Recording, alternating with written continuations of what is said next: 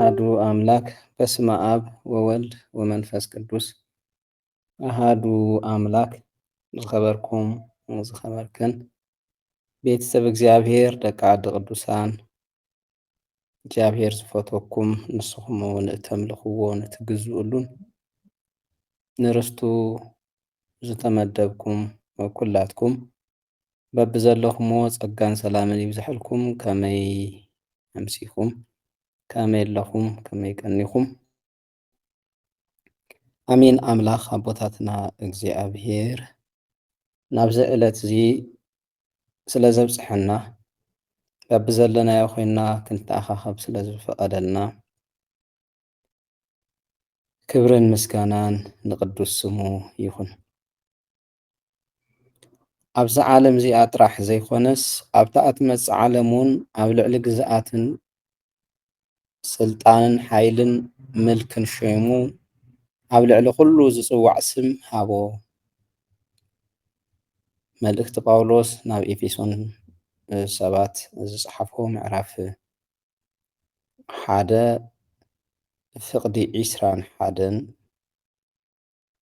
ዝርከብ መበገሲ ቃል ጌርና እግዚኣብሔር ንዝፈቐደልና ደቃይቕ ሓቢርና ክንፀንሕ ኢና ማለት እዩ። ኣብዛ ዓለም እዚኣ ጥራሕ ዘይኮነስ ኣብታ እትመፅእ ዓለም እውን ኣብ ልዕሊ ግዝኣትን ስልጣንን ሓይልን ምልክን ሸይሙ ኣብ ልዕሊ ኩሉ ዝፅዋዕ ስም ሃቦ። ሐዋርያ ቅዱስ ጳውሎስ ናይ ኤፌሶን ሰባት ሰብ ኤፌሶን ክፅሕፈሎም ከሎ ብዛዕባ ኢየሱስ ክርስቶስ ከረድኦም ከሎ ወይ ድማ ንክርድኦም ኣብ ዝጸለየሉ ጸሎት ኣብ ዘመሓለፎ መልእኽቲ እንረኽቦ ቃል እዩ ማለት እዩ። ከም እንፈልጦ ጎይታና ኢየሱስ ክርስቶስ ስጋ ካብ ዝለበሰሉ ግዜ ጀሚሩ ጥራሕ እንተይኮነስ ቅድሚ ስጋ ምልባስ እውን ብነቢያት እናተነገረ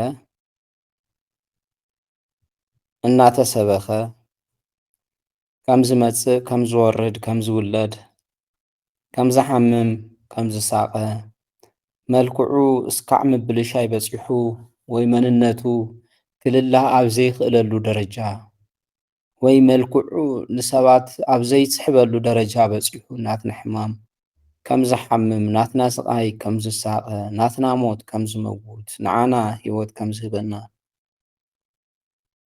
እንተጻሒፉ ተነጊሩ እግዚአብሔር መንፈስ ቅዱስ ንዝተፈላለዩ ነቢያት ኣቦታት ብራእይ ገሊጹ ክናገሩን ክጽሕፉን ገይሩ ያው በብግዚኡ ዝተንስኡ በብግዚኡ ዝነበሩ ወለዶ ድማ ተስፋ እናገበሩ ነቲ ከምዚ ዝበለ መሲሕ ነቲ ሞት ክስዕር ከሸንፍ ዝኽእል ነቲ ካብ ጸልማት ናብ ብርሃን ከውፅእ ዝኽእል ነቲ ካብ ሞት ናብ ህይወት ከሰጋግር ዝኽእል ነቲ ካብ ብልየት ናብ ሓድሽ ወይ ካብ ኣረጊት ናብ ሓድሽ ከምጽእ ዝኽእል ክቕይር ዝኽእል ጎይታ ኢየሱስ ክርስቶስ ብሃንቀውታ እዮም ጽበይዎ ነይሮም።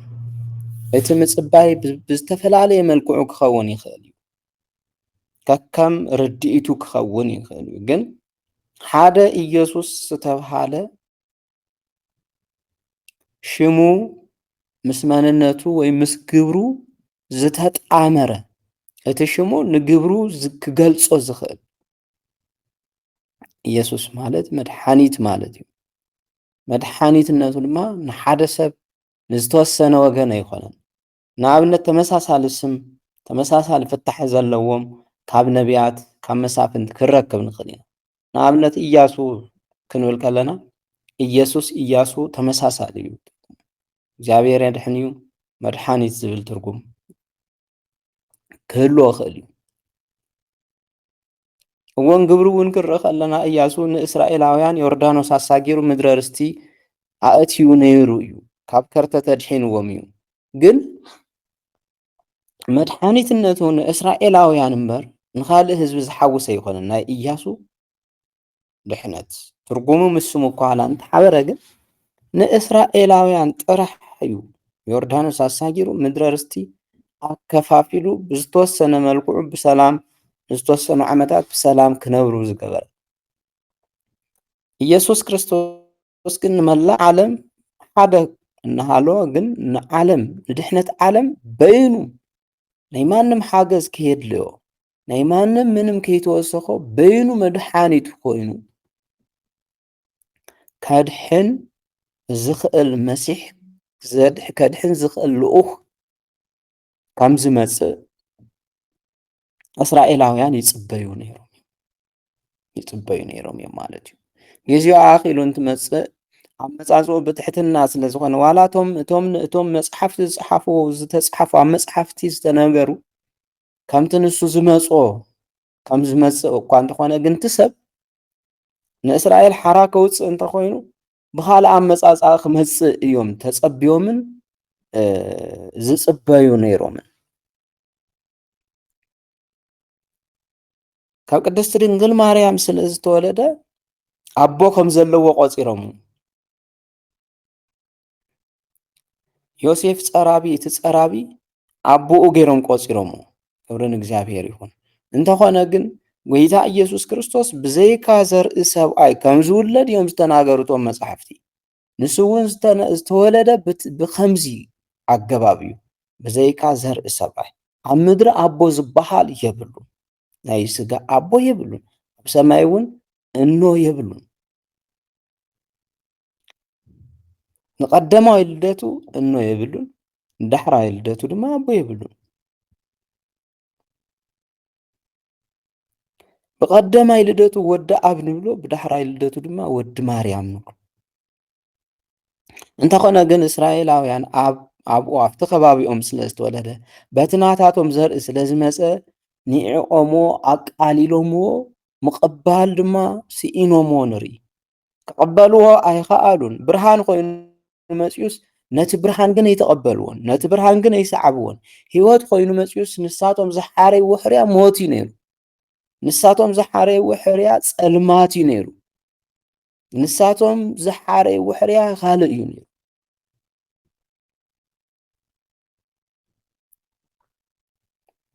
እንተኾነ ግን ጎይታ ኢየሱስ ክርስቶስ ዝመፀሉ ዓላማ ፈጺሙ ንድሕነት ዓለም ንርእሱ መስዋዕቲ ገይሩ ብምቕራብ ንሓንሳእ ንዓዋሩን መስዋዕቲ ገይሩ ብምቕራብ ዓለም ክትድሕን ካብቲ ክትወፅኦ ዘይከኣለት ጸልማት ኣውፂኡ ያው ንሰማያት ከም ዘዓረገ ኣቦታት ሃዋርያት መሰኻኽር እዮም ብዓይነቶም ሪኦም እቲ ዝረኣይዎ ድማ ጽሒፎም ንዓይን ንዓኻትምን ብድሕሪኦም ንዝመጽእ ወለዶ ኩሉ መምሃር ክኸውን ኣቐሚጦምልና እዮም ማለት እዩ። ስለዚ እዚ ሰሙን እዚ መዘከርታ ዕርገት ጎይታ ኢየሱስ ክርስቶስ እናሓሰብና ነሕልፈሉ ሰሙን እዩ ዝኸውን ማለት እዩ። ከምቲ ኣብ ግብረ ሃዋርያት ተጻሒፉ ንረኽቦ ጎይታ ኢየሱስ ክርስቶስ ንሕና ክንሰብኮ ከለና በቃ ዓሪጉ ኢልና ጠጠው ይነብልን። ሃዋርያት ንጎይታ ኢየሱስ ክርስቶስ አንካ ዓሪሮም ይጥምትዎ ነይሮም።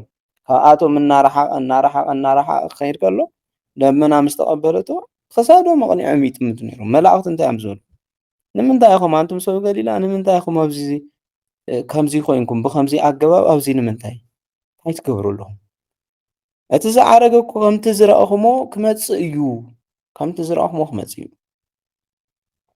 ንሕና ዝኸደ ጥራሕ ኣይኮነን እንሰብኽ ከም ዝመጽእ እቲ ዝኸደ ክመጽእ እዩ። እንታይ ክገብር ነዛ ዓለም እዚኣ ክሕልፍ እንታይ ክገብር ነቶም ናሃቱ ዝኾኑ ብኡ ዝኣመኑ ሒዝዎም ናብ ርስቶም ሒዝዎም ክኸይድ ክመጽእ እዩ። ነቶም ዘይኣመኑ ድማ ናይ ዘይምእማኖም ዋጋ ክህብ ክመጽእ እዩ። ብዝኸዶ ብዝዓረጎ ዝተርፍ ኣይኮነን። ስለዚ ሃዋርያ ቅዱስ ጳውሎስ ንኤፌሶን ሰባት እዚታት ንኸረድእ ብዛዕባ ኢየሱስ ክርስቶስ ንኸረድእ ከምዚ ኢሉ ጽሒፉ ምዕራፍ 1 ካብ ፍቕዲ 15 ጀሚርና ክንርኢ ከለና ማለት እዩ። ኣነ እውን እቲ ኣብ ኢየሱስ ክርስቶስ ዘለኩም እምነትን ንኹሎም ቅዱሳን ዘለኩም ፍቕርን ካብ ዝሰምዕ ጀሚረ ኣብ ጸሎተይ እናዘከርኩም ምእንታኻትኩም እውን ንእግዚኣብሔር ምስጋናን ኣብኪረ ኣይፈልጥን። ሕጂ ጳውሎስ ንኤፌሶን ሰባት ዝገብሮ ነገር ዘሎ እዩ ዝነግሮም ዘሎ ማለት ንኣቶም ኣምሂሩ ናብ እምነት ምስ ምፀ ናብ ካልእ ክሰብኽ ከይዱ ብድሕሪኡ ብዛዕባ ኣቶም ምጽላይ ኣይገደፈን፣ ብዛዕባ ኣቶም ምሕታት ኣይገደፈን። ንምንታይ ተምሃርኡ ስለ ዝኾኑ ብናሃቱ ስብከት እዮም ወንጌል ምስ ሰበኸ ንሳቶም ናብ ክርስትና መጽዮም። ስለዚ ክከታተሎም ግድን እዩ ማለት እዩ። ክከታተሎም ግድን እዩ። ስለዚ ኣብ ኢየሱስ ክርስቶስ ዘለዎም እምነት ጽቡቕ እዩ ነይሩ፣ ዘለዎም ግንዛበ ጽቡቕ እዩ ነይሩ። በቲ ሐዋርያ ቅዱስ ጳውሎስ ዘምሃሮም ይኸይድ እዩ ነይሩ ማለት እዩ። ንኹሎም ቅዱሳን ዘለኩም ፍቕሪ ማለት በቲ ግዜ ዝነበሩ ምእመናን ብደም ክርስቶስ ተቐደሱ ካብ ዘይ ምእማን ናብ ምእማን ዝመፁ ምእመናን እዩ ቅዱሳን ዝብሎም ዘሎ። በዓልቶም ንበዓልቶም ኣብ ጽቡቕ ኩነታት እዮም ዘለዉ ማለት እዩ። ኣብ ፍቕሪ እዮም ዘለዉ ማለት እዩ። ኣብ ስምምዕ እዮም ዘለዉ ማለት እዩ። ብክርስቶስ ዝኣመና ሰባት ብዛዕባ ኢየሱስ ኣብ ኢየሱስ ዘለና ኣብ ኢየሱስ ክርስቶስ ዘለና እምነት ጽቡቕ እምነት እዩ ክኸውን ዘለዉ ማለት ዘይናወፅ እምነት እዩ ክኸውን ዘለዎ። ብዛዕባኡ ዘለና ግንዛበ ብዛዕባኡ ዘለና ፍልጠት ጥንቅቕ ዝበለ ናብ እምነት ዘእቱ ወይ ኣብ እምነት ዘጽንዕ ደኣ እምበር ካብ እምነት ዘውፅእ ናብ ጥርጥር ዝኣቱ ክኸውን የብሉን። ልቢ ክንብል ይግባእ። ናይ ኤፌሶን ሰባት ኣቐዲሞም ትክክለኛ ወንጌል ኣምሂርዎም ነይሩ ጳውሎስ። እዚ እውን እዚ መልእኽቲ እዚ ክጽሕፈሎም ከሎ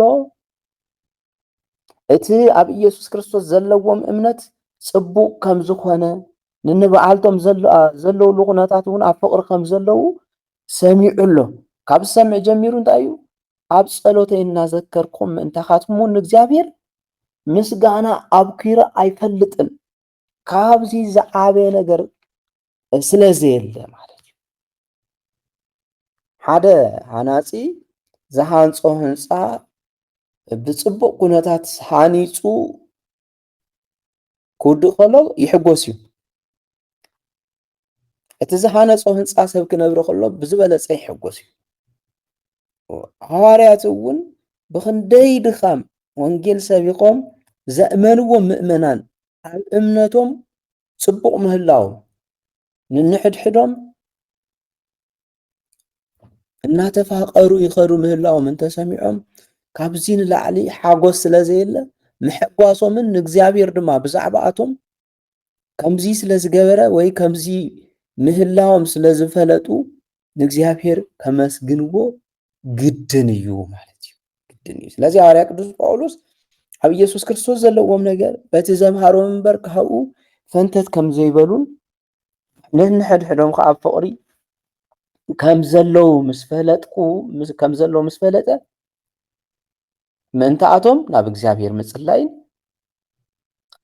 ኣብ ጸሎቱ ምዝካርን ንእግዚአብሔር ምምስጋንን ከም ዘየኮረ ይናገራሉ። ስለዚ መምህራን ጥራሕ አይኮኑን ኣምሂሮም ስቆ ይኮኑን ዝብሉ ማለት እዩ።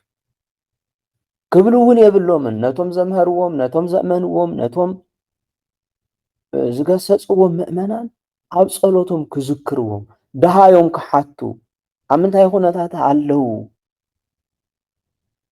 ኣብቲ ዝተተኸልዎ ድዮም ወይስ ካብቲ ዝተተኸልዎ ተነቂሎም። ምክንያቱ ሰብ ዝተፈላለየ ዓይነት ኣተሓሳስባ እዩ ዘለዎ። ዝሰምዖ ዝኣምን ሰብ ኣሎ። ነቲ ሓሳብ ሓቀኛ እውን ሓቀኛ ገይሩ ክሰምዕ ዝደሊ ሰብ ክህሊ ይኽእል እዩ።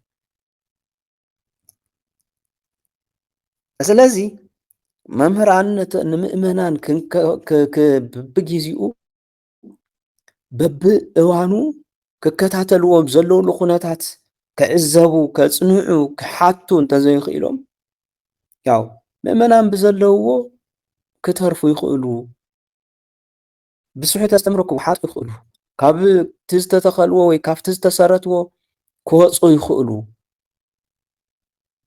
ስለዚ ንሱ ከይኸውን ምክትታል ኣድላይ እዩ። እዚ ድማ ካብ ናይ ጳውሎስ ስራሕ ወይ ካብ ናይ ጳውሎስ መልእኽቲ ምርዳእ ንኽእል ኢና ማለት እዩ።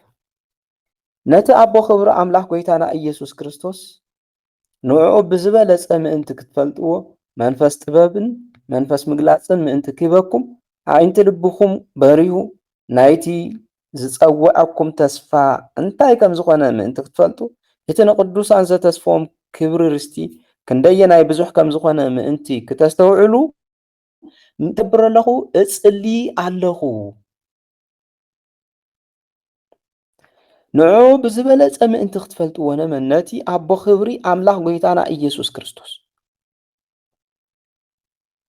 ነቲ ኣቦ ክብሪ ኣምላኽ ጎይታና ኢየሱስ ክርስቶስ ኣቦን ኣምላኽን ጎይታና ኢየሱስ ክርስቶስ እግዚኣብሔር ኣብ ንምንታይ እግዚኣብሔር ኣቦ እዩ ፍቅሩ በዚሑና ንሓደ ወዱ ከይ ሰስዐ ከይረህረሀሉ ናዝና ፍቅሪ ኣገዲድዎ ናብዚ ምድሪ እዚ ክልእኮ ዝኸኣለ ብደም ወዱ ዝፀውዐና ብደም ወዱ ዝቀደሰና ንሱ ስለ ዝኾነ ንዕኡ ብዝበለፀ ምእንቲ ክትፈልጥዎ መንፈስ ጥበብን መንፈስ ምግላፅን ምእንቲ ክህበኩም ኣዒንቲ ልብኹም በሪሁ ናይቲ ዝፀውዐኩም ተስፋ እንታይ ከም ዝኾነ ምእንቲ ክትፈልጡ እቲ ንቅዱሳን ዘተስፎም ክብሪ ርስቲ ክንደየናይ ብዙሕ ከም ዝኾነ ምእንቲ ክተስተውዕሉ እጽሊ ኣሎ። ምስትውዓል እንተዘይሃልዩ ከንቱ ናይ መምህራን ትምህርቲ ከንቱ እዩ ዝኸውን። ናይ መፅሓፍ ቅዱስ ሓሳብ ወይ ናይ እግዚኣብሔር ቃል ብከንቱ እዩ ዝንገርን ዝንበብን ማለት እዩ ክኸውን። ስለዚ ሐዋርያ ቅዱስ ጳውሎስ ንናይ ኤፌሶን ሰባት ምእንቲ ብዝበለፀ ንእግዚኣብሔር ኣቦ ክፈልጥዎ ምእንቲ መንፈስ ጥበብን መንፈስ ምግላፅን ክህቦም እግዚአብሔር ኣቦ እንተዘይፈሊጥና ኢየሱስ ክርስቶስ ክንብል ከለና ኣቦ ከም ዘለዎ ክንፈልጥ ኣለና መንፈስ ከም ዘለዎ ክንፈልጥ ካብኡ ከዓ ነዚታት ብዝበለፀ ክንፈልጥ ድማ መንፈስ ጥበብን መንፈስ ምግላፅን ክህበና ክንጽሊ ወይ ናብ እግዚአብሔር ደገ ክንጸንዕ ኣለና። መንፈስ ምግላፅ መንፈስ ጥበብ እንተዘይሃልዩ ትርጉም የብሉን። ዘንበብናዮ ክነስተውዕሎ ኣይንኽእልን። ብናትና ጥራሕ እግዚአብሔር መንፈስ ቅዱስ ወይ እግዚአብሔር እንተዘይገሊጹልና ማለት እዩ። ሐዋርያ ቅዱስ ጳውሎስ ምእንቲ ብዝበለፀ ኣብ እምነቶም ክጸንዑ እዩ መንፈስ ጥበብን መንፈስ ምግላፅን ክህበኩም ይጽሊ ኣለኹ። ናይቲ ዝፀውዐኩም ተስፋ እንታይ ከም ዝኾነ ምእንቲ ክትፈልጡ እግዚአብሔር ክፅውዐና ከሎ ብኸንቶ ይኮነን ፀዊዕና እንታይ ደኣ መንግስቱ ከውርሰና እዚ ምእንታን ክፈልጡ ንምንታይ እዩ ፀዊዕና ናይቲ ዝፀውዐኩም ተስፋ እንታይ ከም ዝኾነ ምእንቲ ክትፈልጡ እቲ ንቅዱሳን ዘተስፎም ክቡር ርስቲ ክንደየናይ ብዙሕ ከም ዝኾነ ምእንቲ ክተስተውዕሉ እጽሊ ኣለኹ። ክቡር ርስቲ ጎይታ ከም ዝነገሮም ንሐዋርያት ከም ዝነገሮም ዓይኒ ሰብ ዘይረኣያ እዝኒ ሰብ ዘይሰምዓ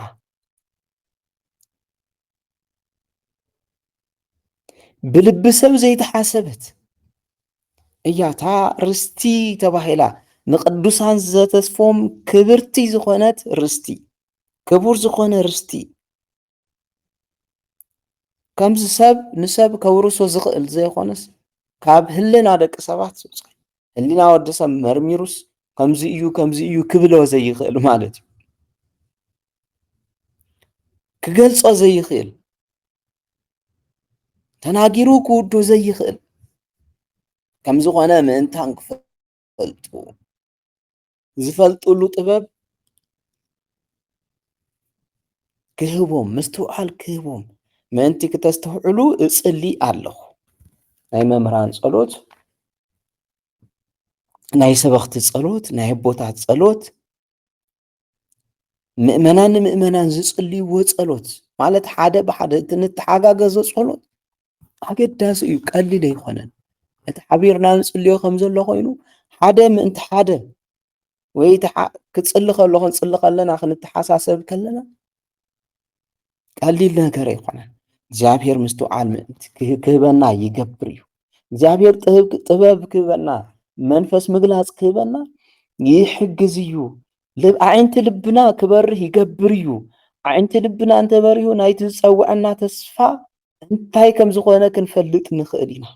ስቑኢልና ብከንቱ ክንጓዓዝ ከለና ኣብ ክርስትና ክንነብር ከለና ብከንቱ እንነብር ሰባት ከምዘይኮንና ክንፈልጥ ኣለና። ሓደ ግዜ ደስ ክብለና ከሎ ፅቡቕ ዘለና ይመስለና እሞ ደስ ይብለና። ሓደ ግዜ ድማ ብከንቱ ተስፋ ምቑራፅ ልብና ይስበር፣ ስቡራት ንኸውን፣ ንዓርስና ንንዕቕ፣ ንዓርስና ንፀልእ፣ ንዓርስና ዘይንረብሕ ሰባት ጌርና ክንቋፅር ንኽእል። እዚ ትኽክል ኣይኮነን። እዚ ከይኸውን ኣዒንቲ ልብና ምእንታን ክበርህ ኩላትና ኣብ ፀሎትና ክንዘኻኸር ይግባእ። ንሱ ክኸውን ከሎ እዩ ኣዒንቲ ልቡናና ክበርህ ከሎ ናይቲ ዝፀውዐና እግዚኣብሔር እንዲፀውዕና እግዚኣብሔር ኣቦ ይፀውዕና። ናይቲ ዝፀውዐና ተስፋ እቲ ዘተስፈወና ተስፋ ከመይ ከም ዝኾነ ክንርኢ ንኽእል፣ ኣብ ማዕዲና ክንርኢ ንኽእል ኢና። እንታይ ከም ዝኾነ ክንርዳእ ንኽእል ኢና፣ ክንፈልጥ ንኽእል ኢና። እቲ ንቅዱሳን እቲ ንደቁ ዘተስፈዎም ክቡር ርስቲ ክንደየናይ ክቡር ምዃኑ ብሰብ ክግበር ዘይኽእል ምዃኑ ክነስተውዕል ንኽእል ኢና ማለት እዩ። እዚ ክኸውን ሐዋርያ ቅዱስ ጳውሎስ ንኤፌሶን ሰባት ይጸልየሎም ነይሩ ማለት እዩ። ይጸልየሎም ነይሩ እንተዘይስተውዒሎም ኩሉ ነገር መእሰርን ምስትዋሕል እዩ። ንከስተውዕሉ ኣዒንቲ ልቦም ክበርህ ኣለዎ። ኣዒንቲ ልቦም ምስ በርሀ እቲ ኩሉ ነገር ኣብ ልዕሊኦም ዝተገበረ እግዚኣብሔር ንዓኣቶም ዝገበረሎም ነገር ኩሉ የስተውዕልዎ እዩ። ንምንታይ እዮም ተፀዊዖም? እግዚኣብሔር እንታይ እዩ ተስፊዎም ዝብል ነገር ብኣግባቡ ፈሊጦም እዮም ዝጓዓዙ ማለት እዩ። ሕዚ ኣብ ክርስትናና ኣነ ንስኻትምን ካልኦት ሰባትን ኣብ ክርስትና እንትንነብር ሰወይልና ብዓይኒ ዕሙት ክንነብር ኣይግባእን። ብዓይኒ ዕሙት እትነብሮ ናብራ ልክዕ ብዓይኒ ዕሙትካ መንገዲ ክኸድ ኢልካ ከም ትኸይድ እዩ ዝቁፀር።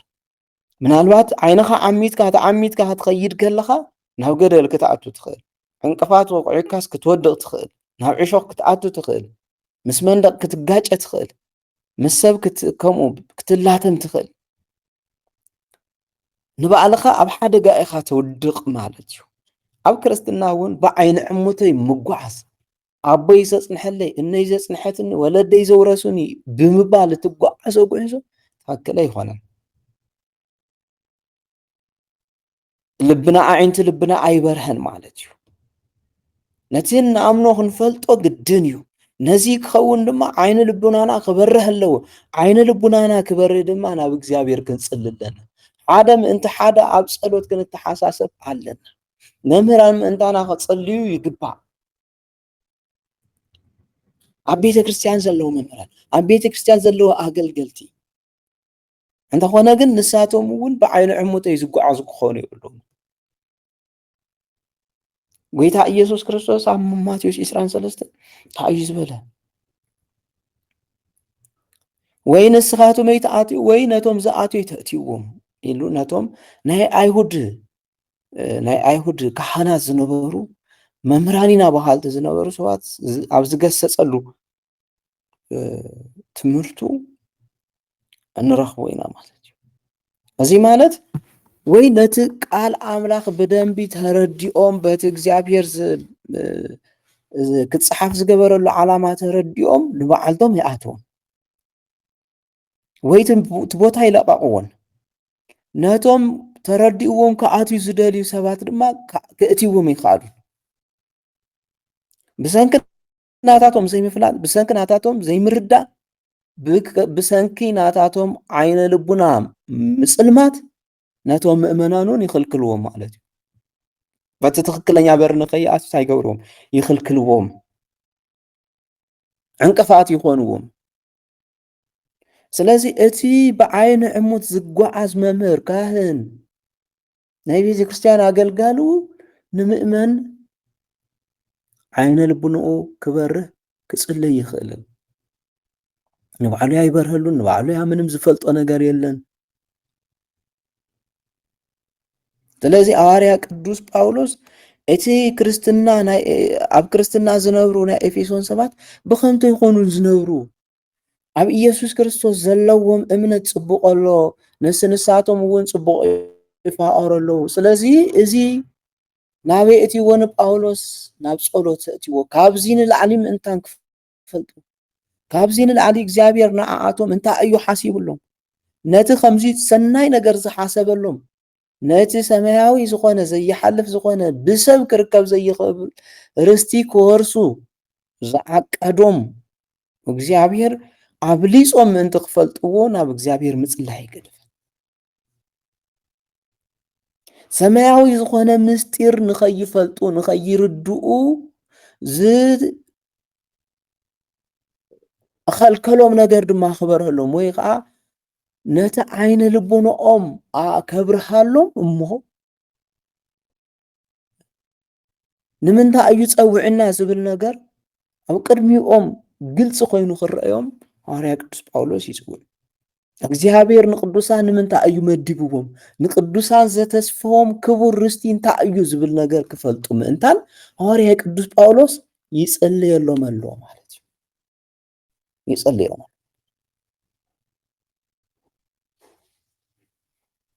ኣገልግሎቱ ንምእመናን ስለዝኾነ ኩሉ ግዜ ሐዋርያ ቅዱስ ጳውሎስ ስለ ባዕሉ ተጨኒቁ ሓሲቡ ኣይፈልጥን።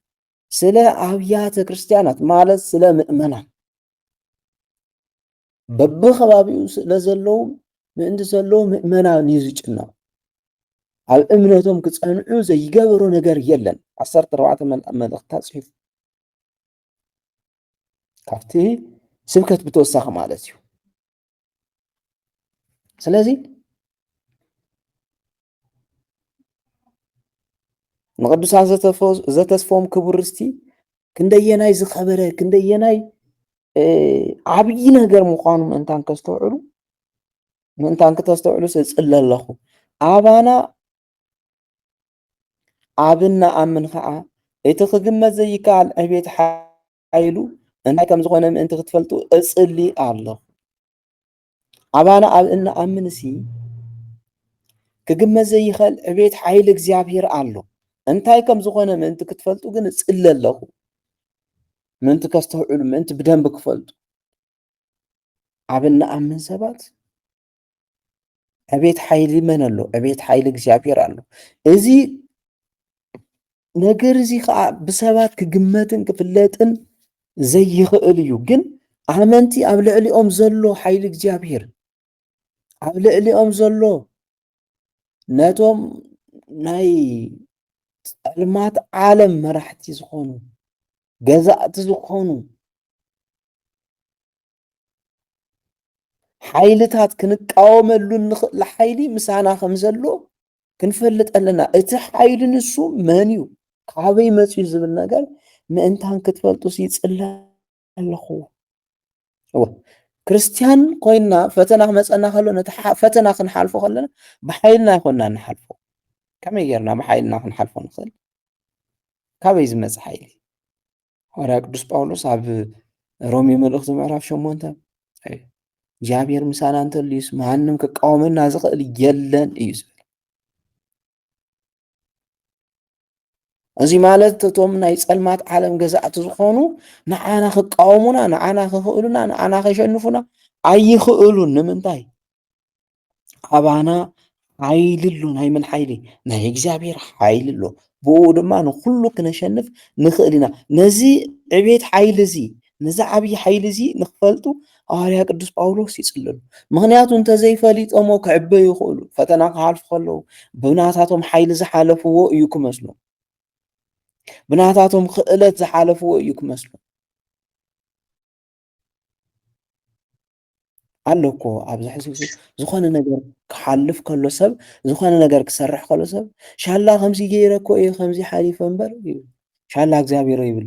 ብሓይሊ እግዚአብሔር ሓሊፍዎ እግዚአብሔር እናረድኦ እግዚአብሔር እናሓገዝኦ ኣብኡ ዘሎ ናይ እምነቱ ሓይሊ ነቲ ኩነታት ነቲ ጸጋም ዝተባሃለ ኩነታት ነቲ ክሕለፍ ዘይተባሃለ ኩነታት ብሓይሊ እግዚኣብሔር ሓሊፍዎ እናሃለወስ ግን ካልእ ምኽንያት ይድርድር። እግዚኣብሔር ንዘይምምስጋን ሳላ እግዚኣብሔር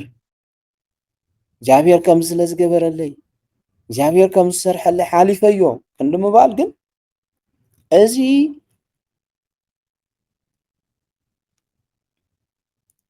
ኣብ እንኣምን ሰባት እንታይ ከም ዘሎ ካብ ዘይምፍላጥ ዝተልዓለ እዩ። ስለዚ ናይ ኤፌሶን ሰባት እዚ ንክፈልጡ ኣብ ዝኣምኑ ሰባት ክግመት ዘይኽእል ዕቤት ሓይሊ ኣሎ። ንሱ እንታይ እዩ ንሱ እንታይ ከም ዝኾነ ንክፈልጡ እጽልየልኩም ኣለኹ ብሎም ኣሎ ማለት እዩ። ኣብ ልዕልና እንታይ ከም ዘሎ ክንፈልጥ ኣለና። ምክንያቱ ኣመንቲ ኢና፣ ብደም ክርስቶስ ተቐዲስና ኢና፣ እግዚኣብሔር ፀዊዕና እዩ፣ ናይ ክርስቶስ ኣካላት ኢና፣ ንሱ ርእስና እዩ። ስለዚ ኣባና ከመይ ዝበለ ሓይሊ ምህላው ክንፈልጥ ኣለና ማለት እዩ። እቲ ንክርስቶስ ካብ ሞት ዘተንስኣሉ እዚ ኣባና ዝሰርሖ ዘሎ ሓይሊ ከዓ ኢሉ እቲ ዕብየት ሓይሊ ዝተባሃለ እቲ ኣባና ዘሎ ሓይሊ ከዓ እቲ ንክርስቶስ ካብ ሞት ዘተንስኣሉን ኣብ ሰማያት ኣብ የማኑ ዘቐመጠሉን ሓይሉ እዩ፣ ካልእ ኣይኮነን። እዚ ሓይሊ እዚ ኣብ ኣመንቲ ዘሎ ሓይሊ እዚ ንጎይታ ኢየሱስ ክርስቶስ ካብ ሞት ዘተንስኣሉ፣ ምክንያቱ ማንም ከምኡ ክገብር ኣይኽእልን። ከምቲ እግዚኣብሔር ኣቦ ንጎይታ ኢየሱስ ክርስቶስ ካብ ሞት ዘተንስአሉ ኩነታት ገይሩ ከርኢ ክሰርሕ ክገብር ክትግብር ዝከኣሎ የለን። እዚ ጥራሕ ዘይኮነ ካብ ሞት ተተሲኡስ ኣብ የማኑ ቀሚጡ ኣብ የማኑ እቲ ንዓና ወይ ክሰርሐልና ዝኽእል ሓይሊ እተባና ዘሎ ሓይሊ እውን እዚ ሓይሊ እዚ እዩ፣ ካልእ ሓይሊ ኣይኮነን ማለት ማንም ሰብ ማንም ጥንኩር እዩ፣ ሓያል እዩ፣ ክእለት ኣለዎ እዩ ተባሂሉ ዝሕሰብ ሰብ ክገብሮ ዘይኽእል ነገር ኣብ ልዕልና ክግበር ይኽእል እዩ። ንምንታይ? ኣመንቲ ስለ ዝኾኑ። ኣብዚ ዓለም እዚኣ ጥራሕ ኣይኮነን፣ ሕዚ ንጎይታ ኢየሱስ ክርስቶስ ኣተሲኡ ካብ ሞት ተተሲኡስ ኣብ የማኑ ኣቐሚጥዎ፣ ግን ድማ ኣብታ እትመፅእ እዚ ዝገበሮ እዚ ኣብዛ ዓለም እዚኣ ጥራሕ ዘይኮነስ ኣብታ እትመፅእ ዓለም እውን ኣብ ልዕሊ ግዝኣትን ስልጣንን ሓይልን ምልክን ሸይሙ ኣብ ልዕሊ ኩሉ ዝፅዋዕ ስም ሃቦ። ጎይታ ኢየሱስ ክርስቶስ ኣብ የማነ ኣቦ ክቕመጥ ከሎ መላእኽቲ ክግዝእሉ፣ ስልጣናት ክሰግድሉ፣ ከመስግንዎ ምእንታን ሓይልን ምልክን ማለት ንዓዓቶም ነቶም መላእኽቲ ክገዝእ ሕጂ ብኣምላክነት ኣሎ እዩ እኮ ብኣምላክነት ኣሎ እዩ። ግን እቲ ዝተዋሃዶ ስጋ ክርስቶስ ማለት ሕዚ ፍጹም ሰብ ፍጹም ኣምላኽ እቲ ቁርብ ካብ መላእኽቲ ኣንኣስካዮ ተባሂሉ ዝተነገረሉ ሕዚ ካብ መላእኽቲ እንታይ ኮይኑ ኣሎ? ካብ መላእኽቲ ዝበለፀ ስም ሒዙ ኣብ የማነ ኣቦ ተቐሚጡ ኣብ ዝባን ኪሩቤል ተቐሚጡ ነቶም መላእኽትን ነቶም ስልጣናትን ነቶም ሓይላትን እንታይ ይገብር ኣሎ ማለት እዩ? ይገዝእ ኣሎ። ክገዝእ ገይርዎ ኣብ ልዕሊ ኩሉ ክፅዋዕ ዝኽእል ሽም ሃቦ። ሽም መልኣኽ ኣብ ቅድሚ ሽም ጎይታ ኢየሱስ ክርስቶስ ኢምንት እዩ። ካብ ናይ ክርስቶስ ኢየሱስ ዝበልጥ ሽም ከቶ ፈፂሙ የለን። ኩላቶም ከም እትፈልጥዎ ደቂ ሰባት ዝተዋሃበ ብሕታዊ ሓይሊ ዘለዎ ሽም ንሱ እዩ። ሓቂ ግብረ ሐዋርያት ምዕራፍ 3 ምዕራፍ 4 ፍቕዲ 12 ብዙሕ ግዜ ስለ ዝጥቀስ ትፈልጥዎ ጥቕስ እዩ። ብኡ ክንድሕን ዝግባእ ካልእ ስም ኣብ ትሕቲ ሰማይ ንደቂ ሰብ ኣይተዋሃበን እሞ ድሕነት ብካልእ ከቶ ፈፂሙ የሎን እዩ። እዚ ስም እዚ እዩ፣ እዚ ስም እዚ ካብ ኩሉ ሽም ዝዓቢ ኣብ ልዕሊ ኩሉ ዝፅዋዕ ተፀዊዑ ዘይሙነ ተፀዊዑ ዘይፅገብ ሽም ሃቦ። እዚ ዝገበረ እግዚኣብሔር ኣቦ እዩ። ንሱ እዩ ኣባኻትም እውን ዝሰርሕ እዩ በዓል ቅዱስ ጳውሎስ። ኣብ ኣመንቲ ዘሎ ሓይሊ እቲ ንጎይታ ኢየሱስ ክርስቶስ ካብ ሞት ኣተሲኡ ኣብ የማኑ ቐሚጡ ሓይላትን ስልጣናትን መላእኽትን ክግዝኡሉ ገይሩ ካብ ኩሉ ስም ዝበለፀን ዝዓበየን ሽም ዝሃበ እዩ። እዚ እንተኾይኑ ምንም ዘፍርሕ ነገር የብልኩምን ማለት እዩ። የብልኩም ካብኡ እንታይ ገይሩ ንኩሉ ከዓ ኣብ ትሕቲ እጋሩ ኣግዝኦ ርእሲ ቤተ ክርስቲያን ገይሩ እውን ኣብ ልዕሊ ኩሉ ሾሞ። ንሳ ኣካሉ እያ ቤተ ክርስቲያን ማለት እዩ። ንዓዓን ንኩሉን ዝመልእ ናቱ ምልኣቱ እያ። ንኩሉ ኣብ ትሕቲ እጋሩ ኣግዝኦ። ስለዚ እቲ ኣብ ኣመንቲ ዘሎ ሓይሊ እቲ ንኣመንቲ ዝሰርሕ እቲ ከምዚ ዝገበረ ናይ እግዚኣብሔር ሓይሊ እዩ ምዃኑ ምእንታን ክፈልጡ ናይ ኤፌሶን ሰባት ሐዋርያ ቅዱስ ጳውሎስ ይጸልየሎም ከም ዝነበረ ይጽሕፍሎም ኣሎ ማለት እዩ። ጽሕፍሎም ስለዚ ኣነ ንስኻትኩምን እውን ነንባዓልትና ብጸሎት ክንተሓጋገዝ ኣለና። ንምንታይ ዓይነ ልቡናና ምእንታን ክበርህ ዓይነ ልቡናና እንተበሪሁ እግዚኣብሔር ኣብ ልዕልና ዝገበሮ ነገር ክንፈልጥ ኢና። እግዚኣብሔር ንሓደ ወዱ እኮ እዩ ኣሕሊፉ ሂቡና ንዓና ምእንታና ክመውት ማለት እዩ። ተተካኢ የብሉ፣ ቅዱም የብሉ፣ ድሑር የብሉ፣ ሓደ በይኑ ወልዶ ጥቀ ኢሜከ እምኔነ